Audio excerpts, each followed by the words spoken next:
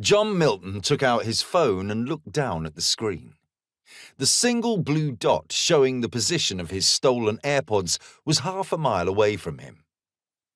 He kept his eyes on the phone, watching as the dot moved slowly, weaving its way from Piazzale Roma towards San Marco, one of the city's most exclusive neighborhoods.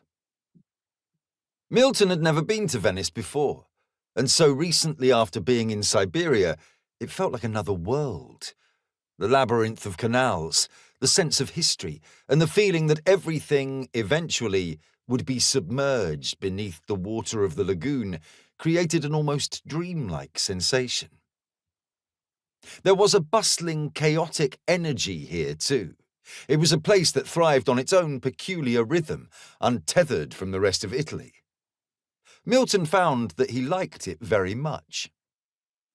He fell back into step, eyes up, looking for anything that might help him identify who had his AirPods and, perhaps, the jacket that had been stolen from the cafe at the same time.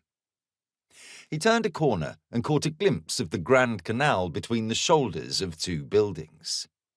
The morning cast the city in shades of gold and grey, the water sparkling beneath a sky that had started to bruise with the threatened storm and the reflections of the nearby palazzos.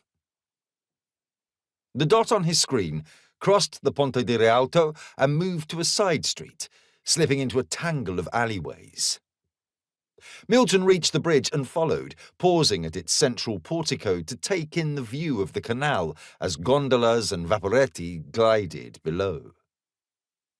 The neighbourhood closed in around him as he descended to the opposite bank, the streets narrowing into winding passages. There were art galleries and boutiques on either side of him, not all of them yet open for the day, despite the time being just past noon. He glanced at the map. The dot was just ahead. Milton had arrived in the city yesterday and had taken a room in a cheap hotel in the Cannaregio district. He'd been tracking the AirPods ever since they'd been stolen in Paris. He knew, of course, that it would have been easier to buy another pair, but he had nowhere else to be and decided that following them was as good a reason to choose his next destination as any. A normal person might consider his behaviour obsessive, but he'd never cared about what other people thought.